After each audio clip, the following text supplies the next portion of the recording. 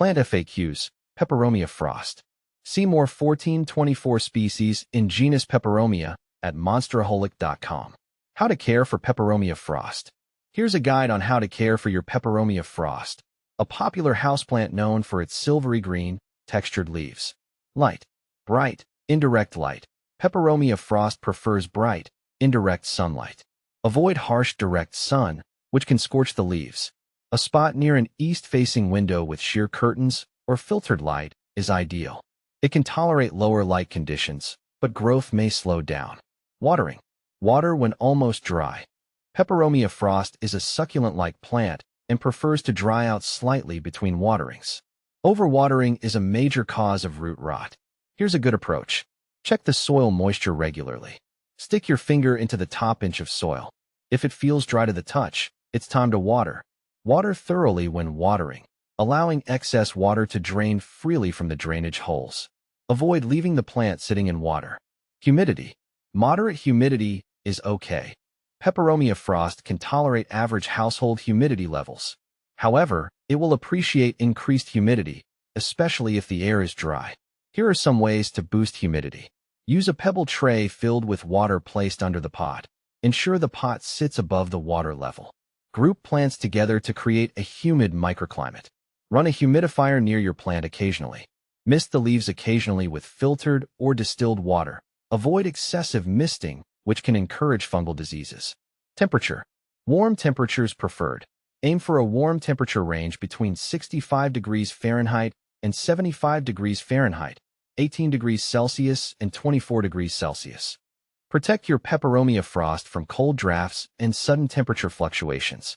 Soil. Well-draining mix. Use a well-draining potting mix that allows for good aeration. Here are two options. Cactus/succulent mix. A commercially available cactus or succulent mix is a great choice for Peperomia frost. DIY mix. Create your own well-draining mix using equal parts potting soil, perlite, and sand. Fertilizing optional. Light feeding. Peperomia frost is not a heavy feeder. You can fertilize it monthly during spring and summer with a diluted balanced fertilizer or a fertilizer specifically formulated for succulents. However, fertilizing is not essential for healthy growth. Additional tips. Wipe the leaves occasionally with a damp cloth to remove dust and improve light absorption. Repot only when the roots outgrow the current container. Choose a pot with drainage holes slightly larger than the root ball. Peperomia frost is sensitive to chemicals in tap water. Use filtered or rainwater whenever possible. Brown leaf tips can be a sign of underwatering, overwatering, or mineral buildup from tap water. How to propagate Peperomia frost. When I propagate my Peperomia frost, I usually use stem cuttings. I cut a healthy stem just below a node and let it callus over for a day or so. Then, I plant it in a small pot with moist, well-draining soil, keeping it in a warm spot with indirect light. I found that keeping a plastic bag over the pot helps maintain humidity and encourages root growth. Why is my Peperomia frost drooping? I've noticed my Peperomia frost drooping when it's either overwatered or underwatered. When the soil stays too wet, the roots can suffer, leading to droopy leaves. On the flip side, if I let the soil dry out completely for too long, it also droops. I've learned to keep a balance and check the soil regularly to keep my plant happy. Do Peperomia frost flower? Yes, my Peperomia frost does flower, but the flowers are quite small and not particularly showy. They come out as slender spikes with tiny, pale blooms. I usually don't focus on the flowers much since the foliage is the real star of the plant for me. How often to water Peperomia frost? I water my Peperomia frost about once a week during the growing season, but I always check the soil moisture first. In the winter, I cut back to once every 2 weeks because the plant doesn't use as much water when it's not actively growing. I've learned that it's better to underwater than overwater this plant. Is Peperomia frost rare? I wouldn't say my Peperomia frost is rare, but it's definitely a bit more unique compared to other common houseplants.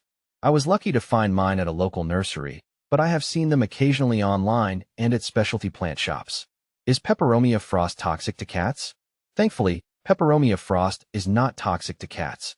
I have a couple of feline friends at home, and it's a relief to know that this plant is safe for them to be around. I always double-check for toxicity before bringing any new plants home. Peperomia frost versus watermelon.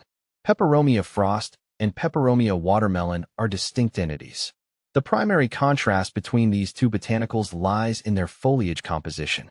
Peperomia frost showcases foliage that is denser and stands more upright, as depicted below. Conversely, the watermelon Peperomia features leaves that are slender and gracefully cascade, creating a trailing appearance. Peperomia frost versus moonlight.